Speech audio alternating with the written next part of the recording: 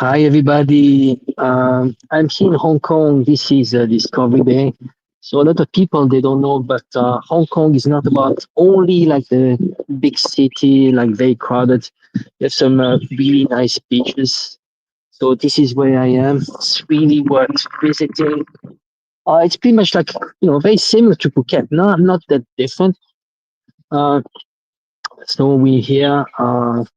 And I'd like to talk about this story about xiaohungshu.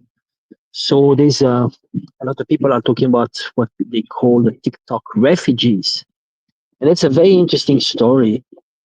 Uh, who would have thought that you'd have lots of foreigners, Westerners that would be moving on a Chinese platform because TikTok is not doing doing what the U.S. government is wants them to do. I think it's in terms of censorship.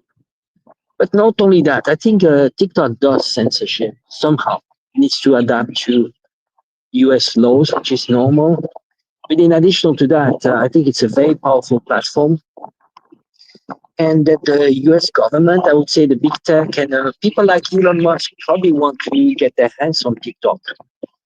So they are migrating to Xiaohongshu, which by the way, Xiaohongshu is not exactly the replica of TikTok when it comes to China.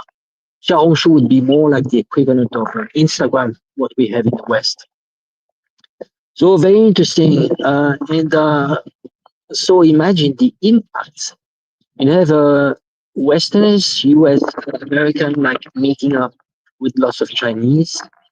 And that's what the US government doesn't want because once you start to have people in China and people in the West talking to each other, that's actually it's a good way just to create a bond to dissipate all the misunderstandings that especially the West has in China. You see, when you look at China and Chinese in general, they're very open about what is happening outside the world.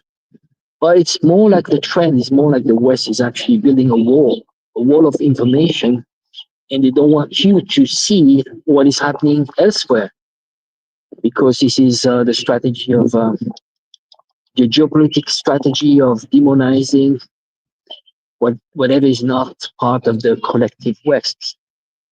And and there are lots of inconvenient truths. Um, then it's important also to see we the judgment we bring when it comes to China is there's a strong bias because we look at China with the Western eyes, and then there's lots of distortion. I think ultimately what is important is that the U.S. America needs to be good to Americans, and China needs to be good for Chinese. So by having those platforms and you have lots of people meeting those platforms, you can dissipate all the propaganda and all the fake news that are related to China. And this is actually completely destroying uh, a huge budget that the US has when it comes to China.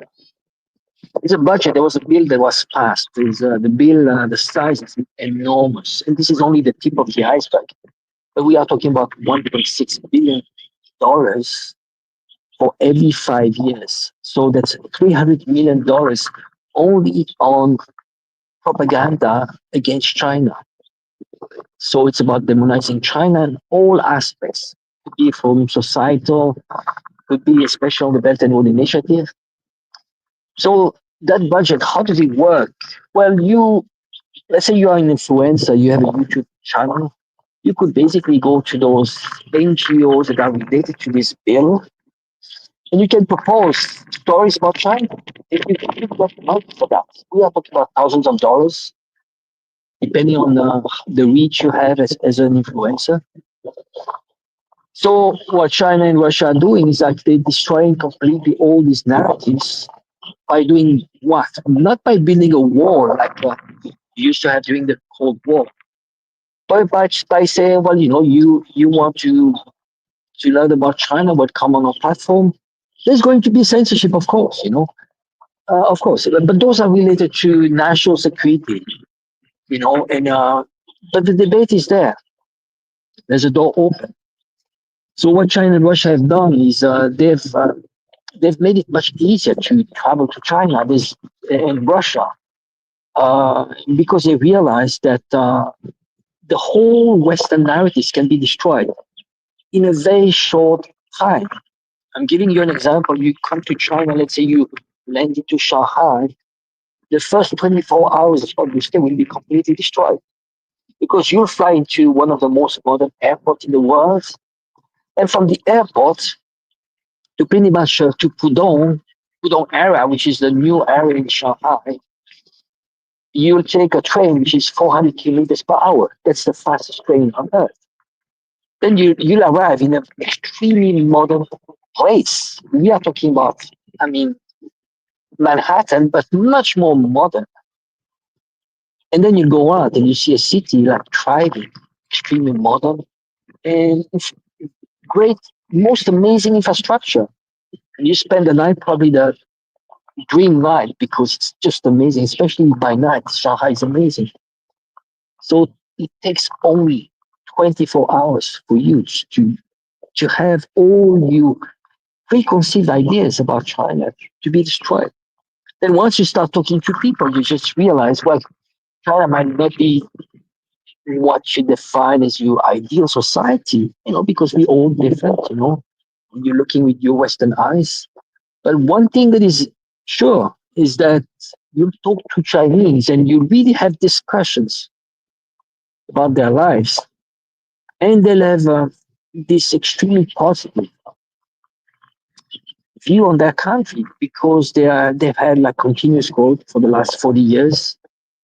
They come from a generation, from the opening up of China in the 1978 with Deng Xiaoping, and they've seen tangible results. So it's important, and you learn that Chinese actually they're not much ideology driven, but they are much more pragmatic. They want to see things. You don't sell freedom. Chinese will tell you money is freedom.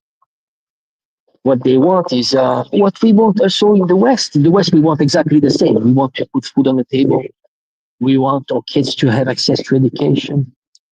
We want to have a healthy life. Life expectancy is important. It's a metric that actually we are forgetting in the West. When you look at the US the last 2 years, life expectancy has been going down. What does it mean? It means that your kids in practice will have a shorter life than your life.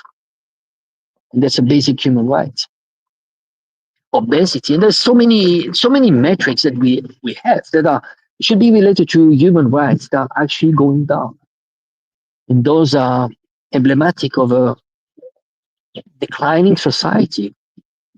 It's very interesting when you look at is Emmanuel Todd, who is one of the greatest philosophers, probably the greatest living philosopher in intellectual actually in France. And he's saying that basically the metrics we have, especially in the US and actually the EU is following closely, are exactly the same as the USSR before its collapse. And he was, by the way, he was the one actually predicting the the collapse of the USSR because all the demographic metrics were very negative. So going back to this xiaohungshu, it's very interesting, and I would say my prediction is this could be just only the beginning. Even though I think that the U.S. government will not accept that, and they will find a way for for banning even xiaohungshu in China. Just you have to have VPN to access to xiaohungshu, and because it's very inconvenient, they do not want Western eyes or Western people to be on the Chinese platform. And maybe also, and that's actually legitimate, is social security reasons. If you want to have, if you are sensitive about security, you want to have uh, Western data to be in the hands of China. I don't know, but this is debatable. But it's interesting because TikTok, when it was about TikTok, TikTok would never share anything with the Chinese government because it's not actually a Chinese app, even though we've been brainwashed about, say they told us that TikTok is a Chinese app. No, it's actually not controlled by China. Actually, the majority shareholders are not even Chinese.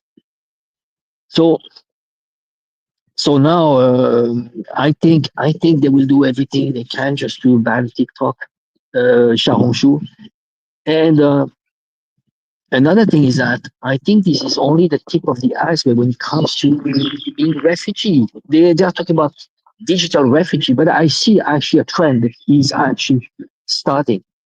Those are ideologically driven refugees. A lot of people actually are starting to move to Russia. There's a new trend.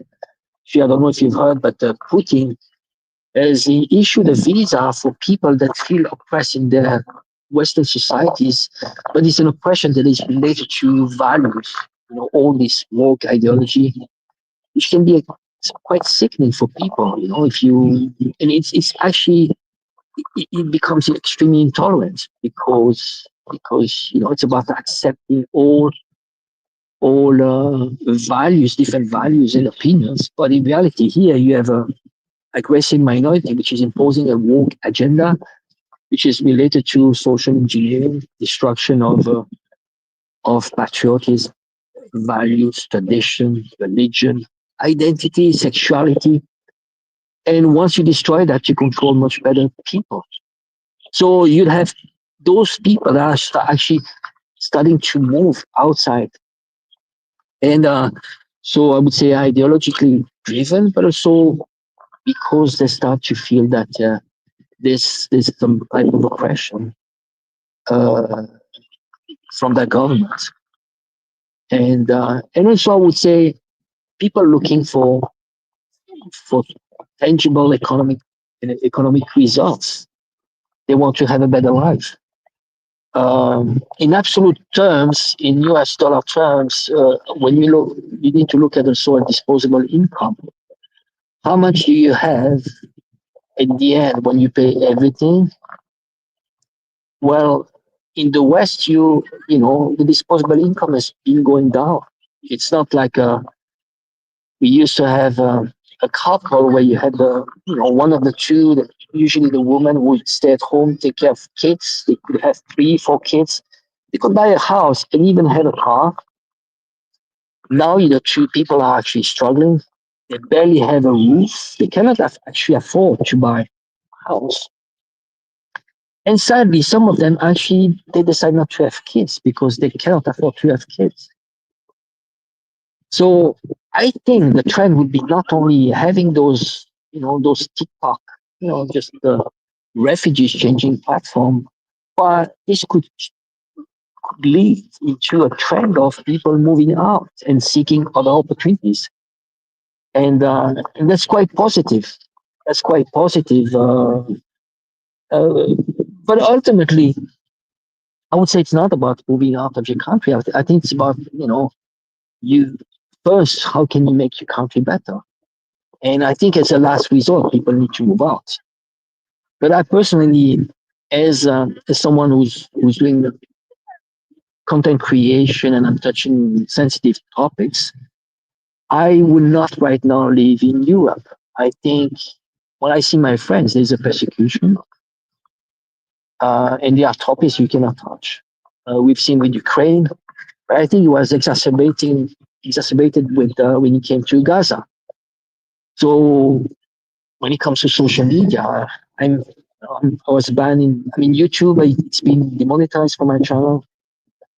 I'm banned into Facebook, Instagram. My reach is completely shut down. Oh, even X right now, Twitter. I used to have a million views a day. Now it's probably down to 50,000. So, I mean, who do they want to lecture when it comes to freedom of speech? So there's this trend in the West that it's going towards social engineering, more police state, the strategy of tension too. And I think what is important is that we need to fight that. It's not about hating your country, but how can you make your country better? and changing this whole, you know, this whole trend, which is not going to the right direction because it's making people poorer. There's more tension. There's no project of society. You know, when is the last time you had politicians that would come out and they say we could have a project of society? Where do we want our society to go in country to go in 5, 10, 50 years from now? What is the project for the next generations? So anyway, I'm gonna cut it here. Just I just wanted to drop some ideas, and I guess when you have this scenery, you become a bit creative. So this is from Hong Kong. I would say just if you haven't been to China, it's important. Well, you can check on those platforms.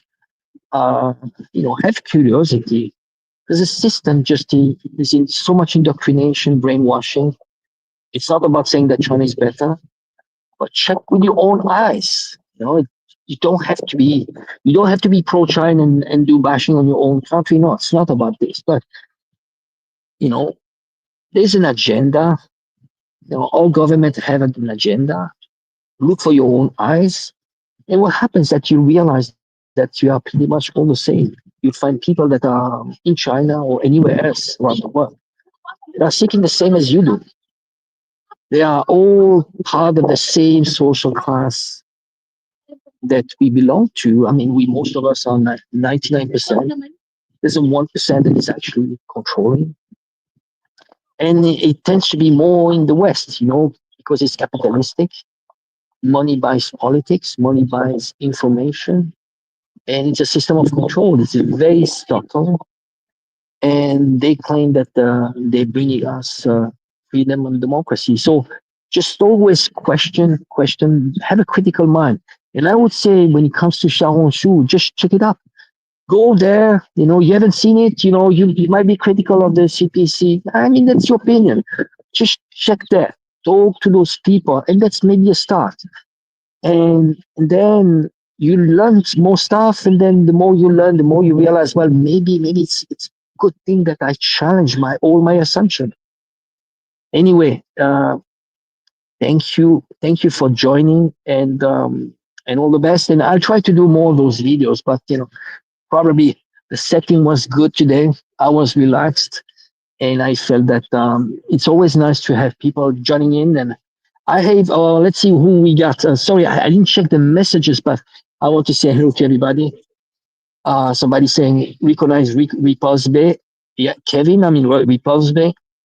Aloha from Honolulu. Hi, my friend. And who's got AI translate? Okay, you're truly witnessing major historical turning point. We are all witnessing amazing turning points, and hopefully for the positive. It's what we call the Thucydides trap. It's declining. The West is declining. But it's not about being happy about this decline. It's about just only normal. China is recovering its original position in the world. Somebody, Kevin, Red Note, the Red Book. It's like a larger version of Weibo or as his Instagram. Like, yes, exactly, Kevin. So anyway, thanks to you all, and well, all the best, and have a good day. And check this app. Check this app. You make new friends, and you learn about something about China. Have a good day.